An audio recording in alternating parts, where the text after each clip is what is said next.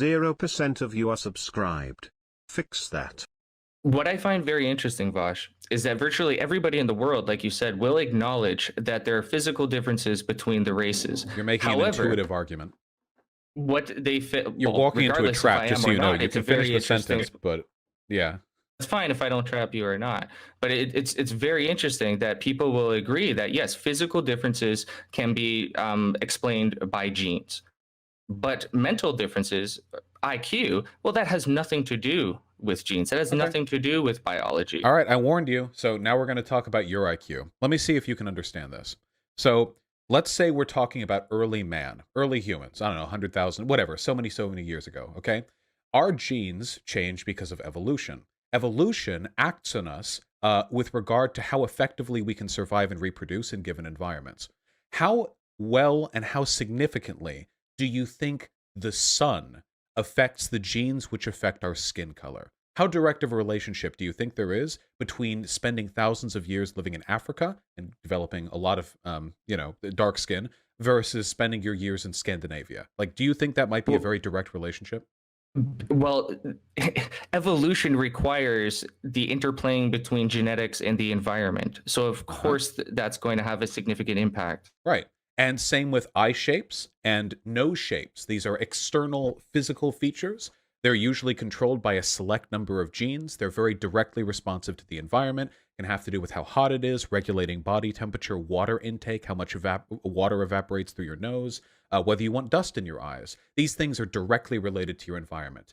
Now, your brain is the most complicated piece of biological machinery in existence, as far as we know. Its behavior and its intelligence is determined by a fuck ton of genetic information, which is not directly susceptible to environmental influences because it's inside of a skull, which is inside of skin. It doesn't feel the sun, it doesn't feel the wind or the dust, it doesn't evaporate. It's your brain.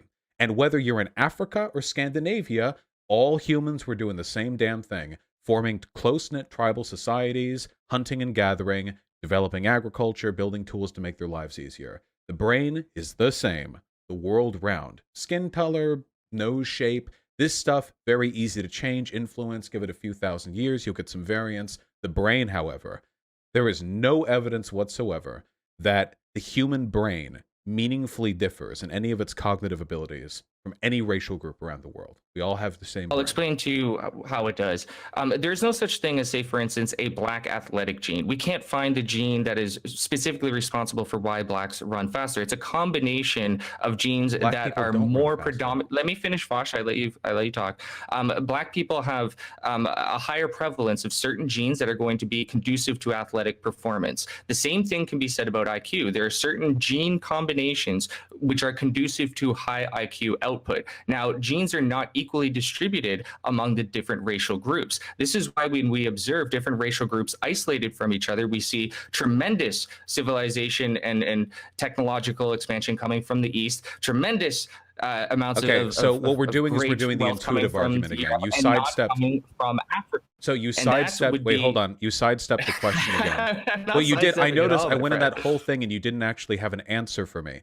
So just to clear up some misconceptions on your part, black people don't run faster. The majority of Olympic sprint medals are held by people who come from Western Nigeria. It's a very specific cluster of people who tend to overperform with regards to that. It's not black people in general. Second of all, the kinds of genes that affect athletic performance are going to be directly susceptible to your environment, obviously.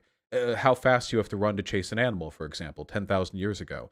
Again, your brain does not see those kinds of pressures. You would need to demonstrate that in Africa, there was some kind of evolutionary selection that led to a different evolutionary path for the way our brain's genes developed. This has been the subject of scientific study. I can't believe this is so hard for you to understand. Wait, hold on. Wait, when you're living in a hunter... Oh, sorry. I thought you were done there. Yeah, I wasn't. So you can't just rely on intuition, which is what you just did again. It's a very childlike argument that you people tend to use. Well, look, in Asia, they did big buildings, and in Europe, they did big buildings, but in Africa, they didn't do big buildings. Funnily, you're the one demonstrating a low IQ there. I don't really have the time to explain how societies are shaped by their environments to you, but you need evidence, and this is, by the way, something people have been looking for centuries and haven't found, that there was an evolutionary divergence in the brain development of Africans relative to other populations. And it would have had to have happened recently because, as far as we can tell, genetic information between Europeans and Africans was co-mixed as recently, broadly, as 12,000 years ago. So we're talking 12,000 years for provable and substantive genetic alteration to human brains, the most complex biological machine we've ever found. Do you have any evidence of that? Or is it just like, they lived in mud huts, like, you know? Well, you accuse me of simply relying on intuitive reasoning. There's no problem with framing a certain subject or topic with intuitive reasoning. And we don't need to rely on hardcore genetic data in order to derive some sort of truth or arrive at some sort of intuition. It's an intuitive argument. Understanding of the world. We can use human, like, for you do realize that, you know, looking into microscopes is somewhat of a recent thing. For thousands of years, philosophers relied on their brains, not necessarily these scientific tools to lay things out, right? This is a long spiel to go on to say you don't have any evidence to support your claim. Well, I mean, I'm not going to just address the final thing you say in a long spiel. I'm not going to allow you to just pivot to a certain area. I'm not pivoting. Wait, I addressed the central issue. I explained why there aren't brain differences between Africans and Europeans. Oh, look at China did things in Europe, and Europeans did things and Africans didn't. In terms of facts, I don't know if you want to call it data. If we look at pre-colonialism, before there was any interaction between the two, there was vast differences in how these people created civilizations for themselves or ways of life. Now, I can explain to you why this is the case, because a hunter-gatherer society requires different traits in the individuals in order for them to be successful. So say, for instance, you're in a hunter-gatherer society. What are the prevalent traits that you need to have in order to be successful? You have to be able to run fast. You have to be physically dominant. You have to be very much in the now. You're not planning any sort of agricultural work. You're not necessarily cooperating with another community. You would just be any evidence of this? And this explains why there's difference what you're doing, in what physical this is called intellectual okay? output. What you're just thinking asking me right for now. strict data, So and hold I'm on. giving you a different type of Really argument quick. which you don't like. So what you're thinking, the type of argument, I don't know how to respond to conjecture. So what you're doing right now is you're saying, I don't have any evidence of the idea that within the past 10,000 years there were significant genealogical differences between the ways our brains developed and African brains developed, our being European, I'm of European ancestry. I don't have any evidence of that, even though scientists have been looking for it for ages. I mean, they've been looking as hard as they can for it. It's been the subject of a great deal of scientific scrutiny. But I do know that there were big buildings in Europe and not big buildings in Africa. So I'm just going to run with that. And then through conjecture, I'm going to arrive at the conclusion that that means there's some brain differences. Well, I have an alternative explanation. How would one measure one group's performance versus another, or their capability, etc.? What do they have at their disposal? They would test them. They would see what these groups do when left isolated. Is affected by environmental if you're an alien, think of yourself as an alien, Vaush. You have no care about humanity. You're just this kind of scientific robotic type of alien running an experiment on humans like we do with mice. That's how they would look at this. They would look at, okay, let's test these people. Let's test a group from here, test a group from there. Let's look at their history. Let's look at what Europeans did isolated from Africans. Let's try to imagine why these Africans behave do you think and that perform IQ differently. tests, I wonder. Do you maybe think it's because they IQ were hunter-gatherer. You're always interrupting me, and you're laying out ad hominems. Okay, and this again, is a classic sign please. that you're not Every so time well I in let that you debate. talk, you like bring up 3 new like modes of conjecture. Just do you As think will that you. do you think that IQ tests test inherent intelligence? Absolutely.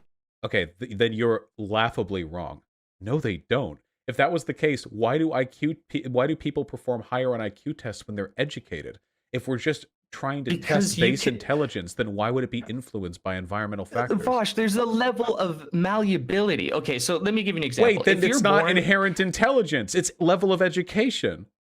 No, that plays a role, but you cannot throw the baby out with the bathwater. Wait, hold on. It's not about baby out with the bathwater. I want to address what you're saying, Vaush. Wait, no, we're not. Wait, we're not done on this. Please don't make me mute you. We can't keep running around in circles. This will literally take hours and we'll never learn anything. Okay.